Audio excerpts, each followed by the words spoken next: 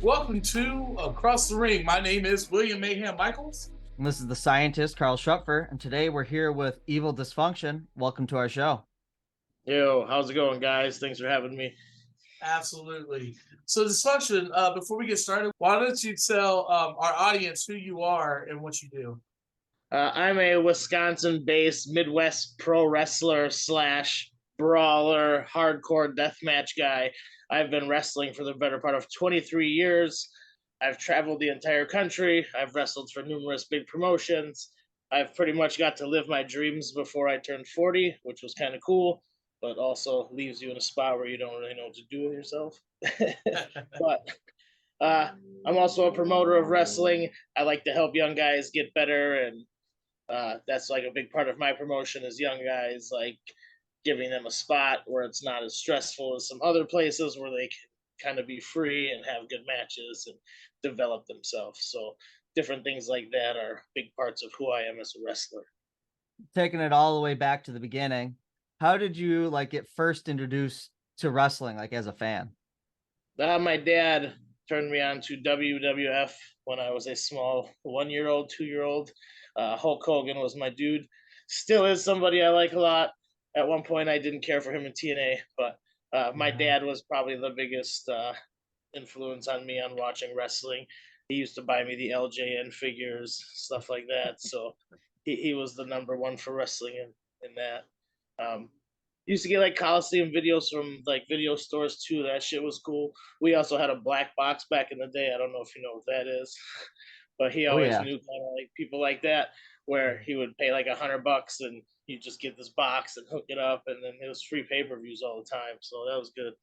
Oh yeah, I lived that life too. I was born in the '80s, so Yeah, we had the little cards you just slide in there that gave you that the pay per black box view. was cool, but like you could be like 9 years old checking out the Playboy channel, Yeah. before everybody else wakes up, hoping not to get caught at 5 a.m. looking at tits and shit. So okay, so kind of you've been a fan of wrestling your whole life. Started Yeah, as a child. How did you kind of go from being somebody that was catching every pay-per-view, having the action figures, to then deciding I want to go train to wrestle? And where did you go for so that? my uncle had like this gigantic satellite dish, and he was able to get like the East Coast Sunshine TV or whatever that was from Philly. So I got to see ECW a decent amount. Like that was like the inspiration for me, I would say, to want to become a wrestler. So that led me to becoming a fucking backyard wrestler, which I did that for like 5 years. Um, my cousin Bobby, he was in my backyard wrestling federation. I'm not like weird about it. I like to talk about it. I'm not like shy or like, oh, I don't reference that. I thought it was cool. We would like get masks from our trips to like Texas and Mexico, and we'd bring home 10. You could flip them inside out, and that's a completely other character. So you can have a roster of 40 guys with just 5 people if you have the right masks, Yeah, good little yeah. outfits. you know. So That's super cool. I we've talked about backyard wrestling on here before, because I often reference it because I grew up during Jackass days and back when you used to get backyard wrestling on VHSs, and that's what me and my friends were doing. We thought, the four or five of us yeah, go out and just beat the crap out of each other and record it, Yeah, we were Um, doing that. Then there was local wrestling. Mid American wrestling was like what ICW is now in my city. So we mhm. were going to that from when we were 14 on. So Oh we yeah, had that influence on top of TV at the time and, just wanting to be wrestlers. So that was pretty right, sweet. right. So, you're a backyard wrestler. You're doing that for a few years. What was that next step for you from there? I ended up getting trained out. Frankie DeFalco, he has the Thumper's Den. I predate the Thumper's Den, but I'm technically like his first trainee. So that's who I ended up getting trained by through like Mid American Wrestling. So I was like their trainee, but he was my trainer. Mhm. So that's where I started there. I'd never stopped backyard wrestling for a few years into actual wrestling, also, but I just never told anybody. Yeah. So how did because I know wrestling back then was kind of taboo, right? So how did you initially get into it? Like break yourself into that business? Was it from the backyard wrestling or My dad like played basketball with Frankie DeFalco when he was young, so he was able to like his friend type shit. Oh, So okay. I still had to like pay and all that, but he was able to be like, hey, I know you from playing sports back when we were younger. We're friends. Can you train my kid type stuff? So I That's was able cool. to get that. Awesome. So then would you kind of consider him like your biggest supporter by, kind of, doing stuff like getting you an opportunity to get trained, or, who are some of the other supporters of you Yeah, early in your career? pretty much my mom and my dad were the best. They didn't discourage me from it. My dad helped me get in and helped me pay for the schooling. My mom used to come to a lot of my early matches. She's obviously older now. She comes sometimes, but yeah, my mom and dad were very cool about wrestling and supportive and enjoyed it. It's good. My mom's a worry type person. I feel like that's really common that wrestlers will say that their moms are a little, they're supportive, but also a little bit of a worrier, like, oh, my baby, I don't want Yeah. to see him hurt or whatever. I'm a super family guy, so I really like my mom and dad a lot. Some people don't feel the same, but I'm Right. happy I Right. have them and get along with them. I like fucking super value that kind of shit. Yeah. So talking about home life for a bit. So, with growing up in a family that likes wrestling, I assume that's not your only interest. So, when you're not a wrestler, what are some things that you like to do? What are the things that you're really into? I'm a super weirdo about dynasty fantasy football. That's like a full on year thing for me. It slows down at some points, but man, I'm a super weirdo about it. I've already made 3 trades this season. Like I'm super into that. I like Bucks games. I like watching the Bucks on TV, Packer games. I'm a super homebody. I like to be at home with family and eat food. And we just did those Summerfest shows, and I'm the dude who like goes home after and doesn't watch the band because I want to go home and eat food and Right. watch Yeah. TV with family. Yeah. And that festival food is pretty expensive. So you're like, you know what? Yeah, dude, I got soda was $5.50, I believe. A mixed drink top shelf was $18, if I'm not Oh my mistaken. God. Yeah. Me Yeah. and They Katie get got you. lucky. We split like those lasagna sticks. Those are all right, and it was only like $8, but they were super delicious. Also, I'm a sucker for that. It's good. Hell yeah. Yeah, I had a lot of fun going as well. Seeing you guys for the first show. It was a lot of fun seeing you do your thing. Really good match. By the time people, see this interview, the clips from that show will be out there. Yeah, Uh, Along with a lot of other clips. I've had a good run of getting to see you wrestle a lot of matches. Armand And was my dude. I like him a lot. He's very good. He's super young, but he's very good. The Yeti also super good. Super, I think, underrated. Like ahead of where you know, I just yeah, think he's a fucking great good guy. You know what I mean? yeah, absolutely. When we were there, like I felt like when he got like hot tagged in, that was when the crowd like woke up and was like Yeah, super excited the rest of the show. Like he seems to be, really doing the right stuff. I like the Yeti. He's all right. Yeah, yeah. So But yeah, I like Summerfest shows also. It goes back to like going to Summerfest as a little kid and stuff. So being able to wrestle there like the last 7 years, like that shit's awesome. Wrestling at State Fair is cool. All that kind of stuff. Like I really enjoyed just from growing up here in the city. yeah. So, taking it back to, your career, we talked about some recent matches. But you've gotten to wrestle, like you said earlier, around a lot of different places. And I believe one of the places that was kind of a place you made a name for yourself was with JCW. Yeah, the ICP stuff was very good to me. Um, that came about like Corporal was pushing for me to get in. We were friends for a long time. They like get me in there as an altar boy at first, so I was like a lackey guy. But at the time I came in there was when they were still throwing shit. So as the altar boy against ICP was fucking brutal, where the ring is just soaked with everything. Every bump is just what, Ah. like full on 20 ounces hit you, all kinds of Oh stuff. my God. So the early on stuff of being a heel there was like super paying dues. There was one, me and Silas were a tag as the Altar Boys, who are in Evansville, Indiana, and these people are just ruthlessly throwing shit at us. At one point, he has this gigantic loogie in his hair, and it's so disgusting, but I can't leave him hanging there, and I have to help him, and I like get it out and wipe it on the ground, and like, it's so fucking bad. Oh my god. Yeah, yeah, wow, like that was Uh, bad. But they eventually got the people to stop throwing shit, so that was, a super work in I'm, progress when that happened. I think at well, one I point mean, they threw a wrestling movie. gigantic fish in a tag team match into the ring, like Necro Butcher and Greg Valentine. There was a fish in that match, if I'm not mistaken. How did you kind of come up? So you had your own character as well there, right?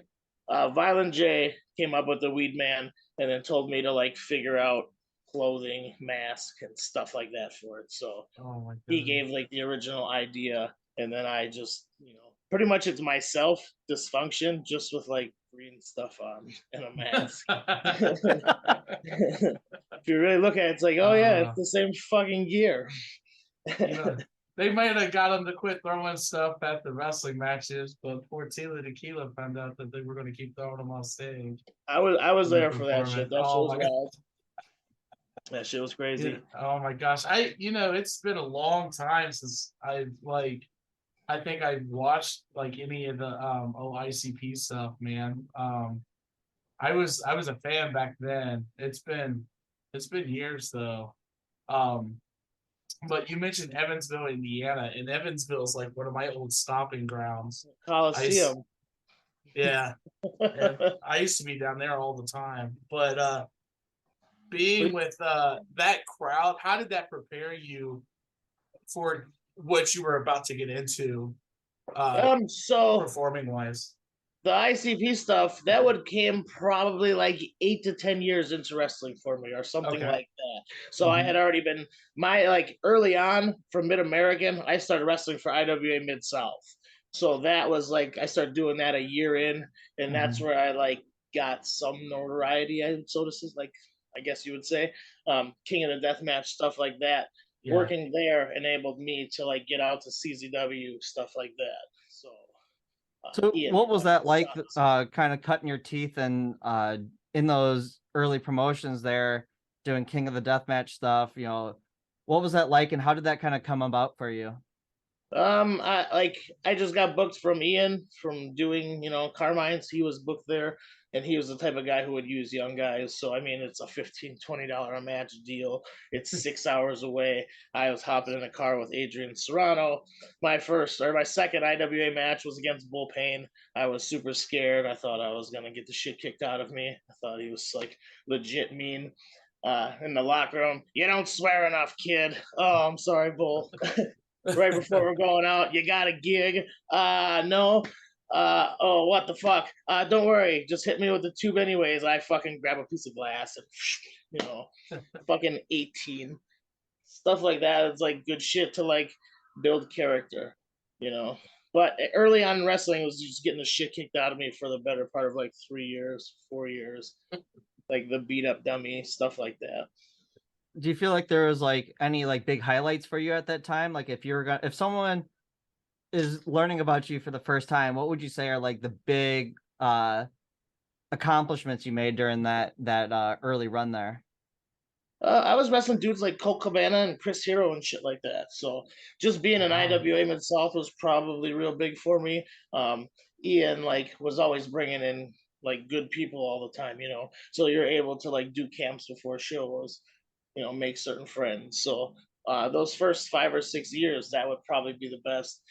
Throughout my career, though, I've done a bunch of WWE spots as like extras and shit like that. So I'm super proud of those. Some people, extra works, whatever. But to me, some of those were fucking real cool because there was still cool wrestlers to see, like Yeah. Undertaker and Austin, stuff like that. Nowadays, it's cool, but it's just to me not as cool as it used to be. I got to be a druid once and hold a fucking torch. That was super sweet. Uh, I was a photographer for Floyd Mayweather and the Big Show outside the ring. They just give you a camera and tell you to just take pictures, like thousands of pictures that aren't real and don't exist. You just fuck. But yeah, Oh extra work was wow. cool, man. I like that stuff. That is super cool. When did you start getting into doing the extras for like WWE? Around what time was that? Like 2004, 2005. There was like an ECW reboot when that happened. There was a Mhm. Halloween show where they dressed Cabana up like a fairy. I was dressed up like Beetlejuice and like did this when Sabu came out on TV. That was my big TV spot, dressed as Oh fucking my gosh. Beetlejuice. That's But that's pretty sweet though. yeah, I always like that because you eat a bunch of food and make good money and you're fucking hanging out at WWE. So, definitely Yeah, not the worst deal. yeah. That's so cool. Me and Carl met Sabu earlier this year on the cruise on the Jericho cruise. And that guy, I mean, he's so just like quiet. And it was so funny. He was sitting at Carl's table. And if you just didn't know who Sabu was, you wouldn't know. Yeah, Ever yeah, in the yeah. world would you know that was Very weird, Sabu. man. Right. I've hung out with him a lot in my time Yeah. with teams and JCW and stuff. Yeah, I like Yeah. Sabu a lot. Good Yeah. dude. You did, this kind of early stuff. You did some, did the JCW stuff, all of that. Where did you kind of take yourself from there on kind of like the end of those runs? JCW like was weird because I got like fired a few times for doing stupid shit on tour. I got fired for like getting a lap dance on a boat on a yacht, like at this ICP show that I didn't know I was supposed to be in that area. But like I would get fired for like a few weeks, and then like they'd bring me back eventually, type shit. I think I got fired like 3 times in total. So that's Uh, happened. Um, uh, like I don't know. I've just always been an independent guy mostly. So Yeah, I bounce around, but I've done a lot of tours with ICP too, where like I would stop wrestling for like probably like 2 months, and I would do all their shows across the country. mhm. I've done a few of those, like 4 or 5 tours. So that's pretty awesome. I mean, that's pretty unique, I think. I don't know that there's a ton of people that can, claim that they the got to do first something tour like I that. did, I was they have a song to catch a predator, but they would dress me up like this nerdy guy who would chase these girls around, and then I would get punched in the face by them, and then Corporal would end up power bombing me through a table. We did that shit 60 times, bro, in 3 months. Oh my Oh my God. Yeah, every fucking show I got put through a table. So it's get put through a table, go to the back, take that off, throw my clown suit back on, go out for other song after that.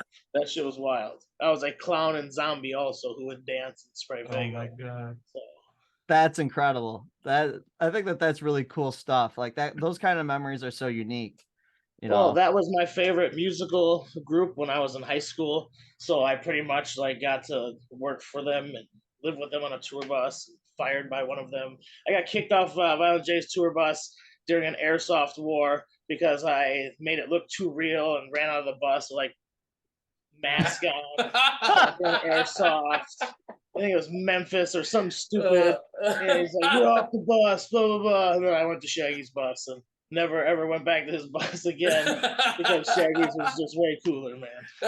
Oh I my would watch God. cartoons at night and shit like that. So Oh shit. Well, so it sounds to Adult me Swim like kind of guy. during the thick of Huh? it sounds like between, doing WWE spots and touring, like you got to meet a lot of different heroes of yours and got to Yeah. do a lot of things that, people dream about. The only thing I didn't do in wrestling was make $1 million. Everything else I've done, wanted to do, like done my goals. Like you said, I've met tons of people that I liked as a kid. I've wrestled people I liked as a kid, befriended, all kinds of stuff like that. Like super sweet. Not gonna Man, lie. Yeah. you got to live like a rock star, man. A little Like bit. I lived on a tour bus for a good chunk, out of a few yeah. year span. You know, one time they didn't want to like buy me the bus ticket home because the bus was going that way. So Bill, the tour manager, buddy guy, was like, "Hey, just take the bus to Chicago, and we'll have somebody pick you up from there." So I got to ride a tour bus by myself, Oh. for 3 or 4 hours. No business doing Yeah, that. that's not bad. Yeah, that's really sick. So, you do all this kind of stuff, and then, at some point you have this idea for ICW. How did you kind of come up with that, and how did that kind of take form? So ICW is like 15 years old. So I like had creative wants and needs that I like wasn't able to meet just wrestling for other promotions, and guys wouldn't let me help book angles, or so me and Ben McCoy started our own promotion, and it was ICW. We ran our first show in Menominee Falls at this old Orchard Inn, probably like 50 people.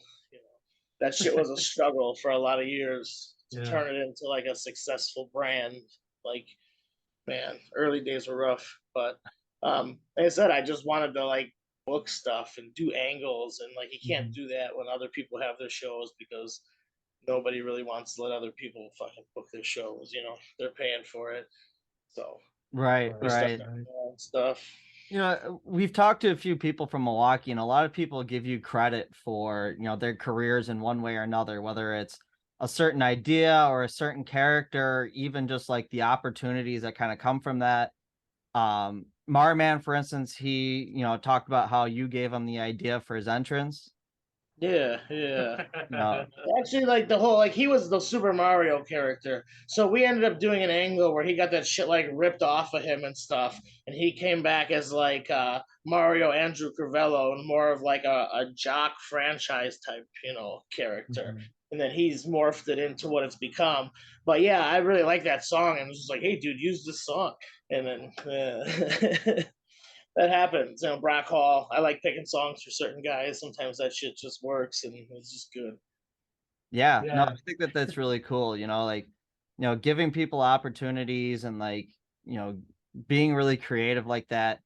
Uh, I've been to a lot of your shows, and I feel like it's always got some like creative, unique, storyline or dynamic or characters that you don't see anywhere else in Milwaukee.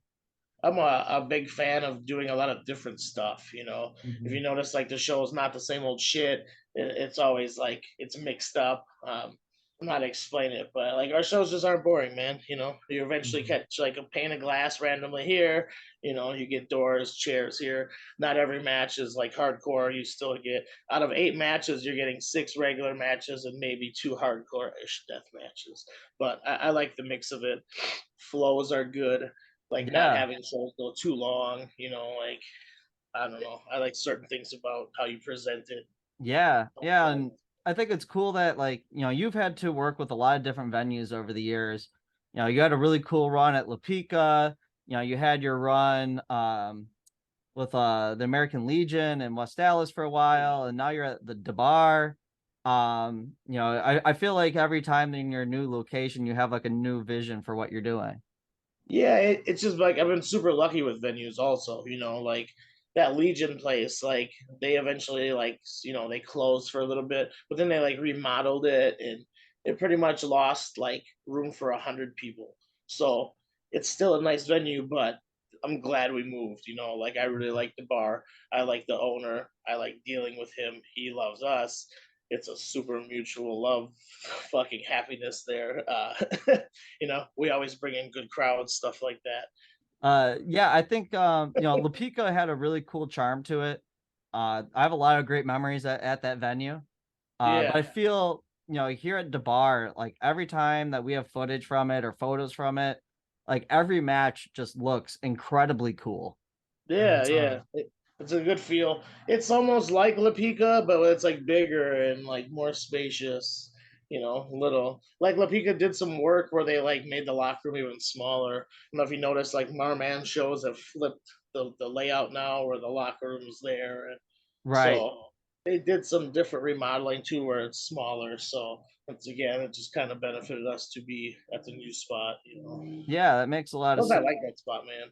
They're super Yeah. cool, man. They're super cool. Yeah. So, I think the last piece would be of ICW, we'd be doing fans a disservice if we didn't mention, your biggest show of the year, Insane Eight.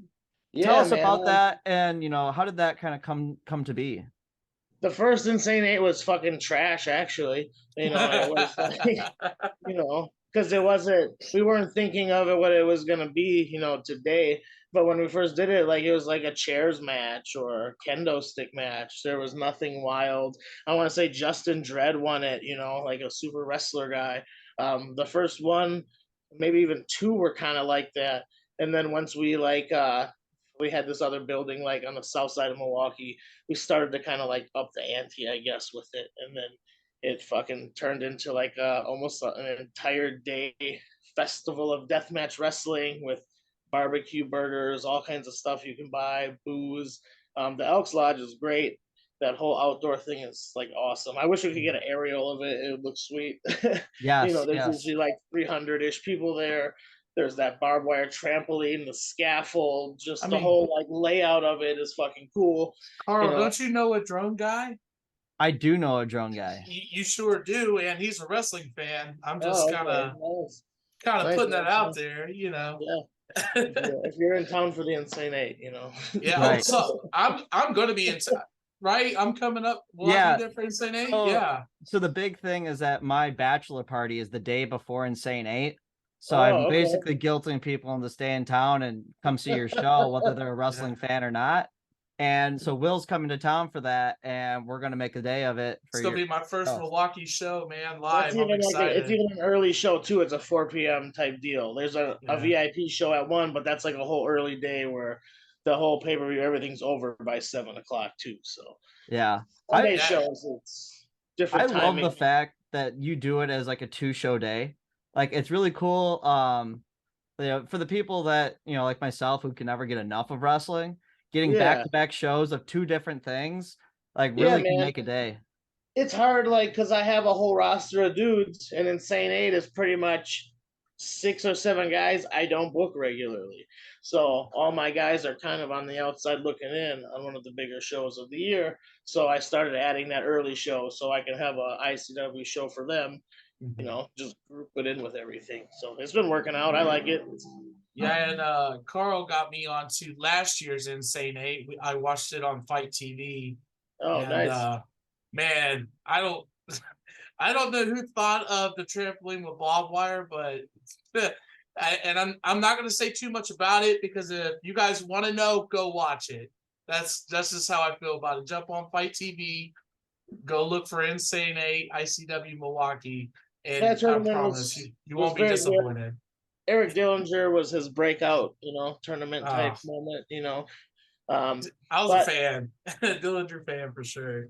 I have this friend, Josh Dahl. He's a big deathmatch fan. He lives Mhm. in Green Bay. He helps make a lot of that shit. So that was completely 100% his creation, Oh his my idea. gosh. I love him for it because, I can't make that shit.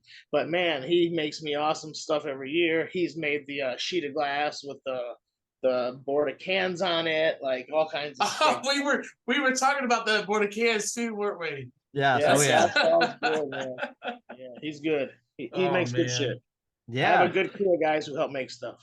that's awesome. And one of the other people that we learned on a past episode that you work a lot with is Jerry. I know that he's Yeah. someone that you seem to have a lot of ideas with, and you guys do a lot of cool stuff together as well. I got like 2 right hand mans in ICW. Jerry's like my show, weapons, referee, run the locker room type, like what referee's doing this, and then Jack Morris, the merch guy, designs posters, stuff like that. Those are my 2 dudes that help me make shit. Aside from Katie running the door, I have to give her some credit also, otherwise she'll probably get mad. Just kidding. But yeah, Jerry's my dude. We come up with a lot of shit for Insane Eight. He's the one who came up with the Hall of Fame idea. That was all him. He came up with it, and I was like, all right, do it. When people have ideas here, I say, all right, do it. It's your idea. You do it. I love But that. yeah, The he's a one good thing friend of mine in and out of wrestling. Big fan of Jerry. Love him. We just played Mario Kart at the mall. Me and my girl and his girl for probably oh an my hour. God. For person battle shit. Yeah. And and watching the show, the Insane Eight from last year, Jerry's out there in a short sleeve shirt, man, and I don't understand. Like he's different than a referee. Sometimes he's in the rumble. He has a fucking a robe. He's actually injured right now, so he's been out of commission for a little bit. But yeah, he always gets a good pop in the rumble when he's in it. They said he has a robe that has his fucking name on it. He's been a part of different shit. So they said he's a big part of the company and on screen, off screen, huge for it. So, you've had a long career and you've been able to do a lot of things both as a wrestler and a promoter. Early on in our conversation, you kind of said that, you've done so many of the things you always wanted to do in wrestling. as you kind of look forward, what are some things that you still want to do in the world of wrestling? I just like running my promotion and then wrestling a few times a month, not more than 2 hours away. So after so many years, like the fandom is like still there somewhat, but obviously it goes away to an extent. I don't really want to travel super far. I like to wrestle close to home. Um, I watch some pay per views, but a lot of times I fall asleep early because I'm a fucking old man. Uh, I don't watch TV wrestling except for on YouTube where I watch clips of it.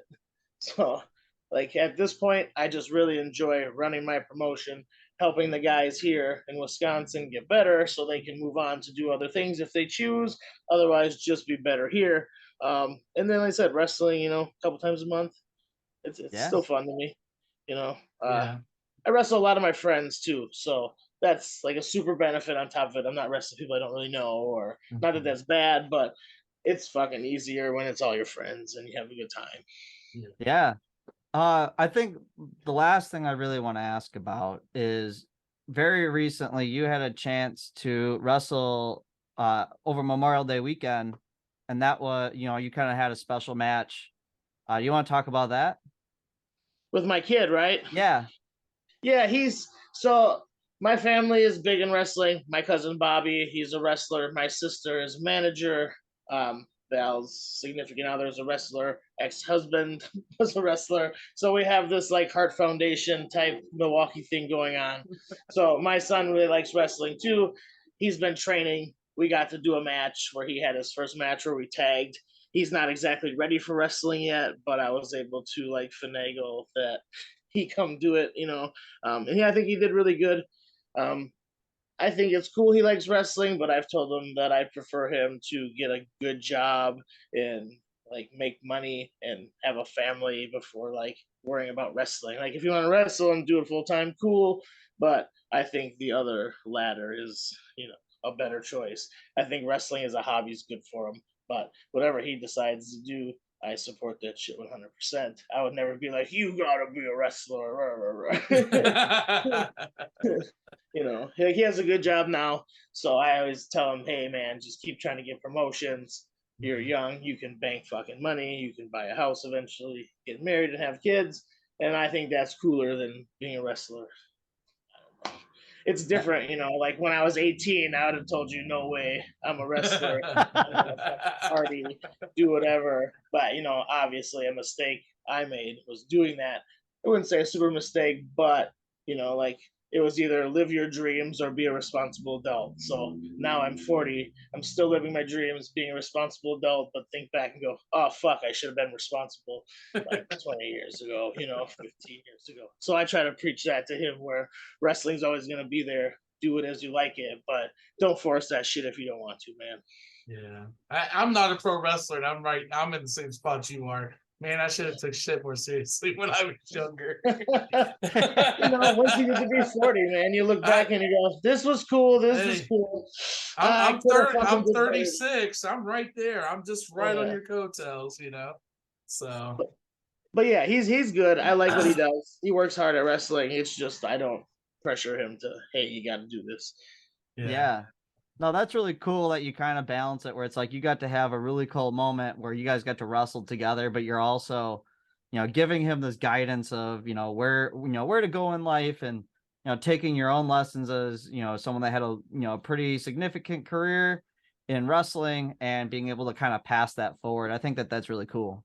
Yeah, man. Like I said, it was a cool match. You got to wrestle, Bobby is related to also. He likes Ethan, they're friends, so it was good. It's a good first match for him. Yeah. yeah. Well, I think we've covered quite a lot today. Yeah. But, we like to kind of do something at the end of our shows, as like you can put on the best match in the world and there's still going to be that fan that's like, I need more. I'm not going to cheer for you. Right. So for somebody that's listened to this whole podcast and there's still a holdout of like, you still got to win me over, what is the pitch for why they should see Dysfunction and why they should see ICW? ICW is a great time. That's a party in a wrestling show. It's actually whatever you really want it to be. there's so many people there who are friends and became friends and meet up there, and it's just become like a cool like hangout spot and a place to watch wrestling and enjoy. Watching me wrestle, you're probably gonna catch an old school brawl. I'm gonna take some bumps on something stupid, probably. I'll probably make you laugh a few times. I'll probably do a couple cool things, but yeah, that's about it. You know, wrestling yeah. for 23 years. There's no more moonsaults. There's no more silliness. You got to make what you do count. So, Absolutely. but Yeah. ICW for sure. Definitely check it out. You'll never have a bad time at a show. I Oh, can definitely vouch for that.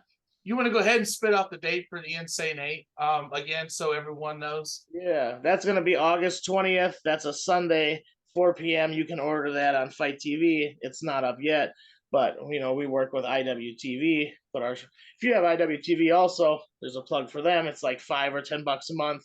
You get all kinds of indie promotions. We're on there. Our monthly shows go up on there every month.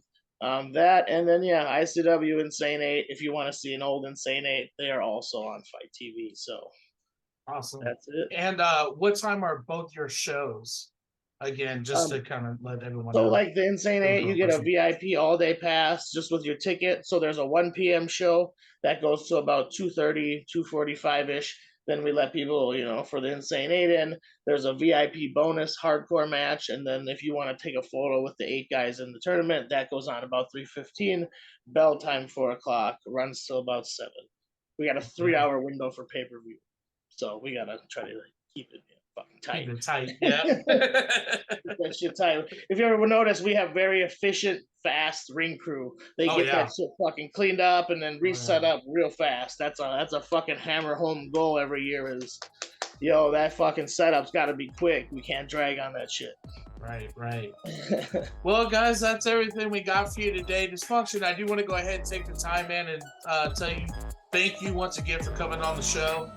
Yeah, no problem. I had a great time. Thanks for having me. I super appreciate it. Absolutely, Dysfunction, and we appreciate you coming on as well. And like always, guys, you never know who will be across the ring.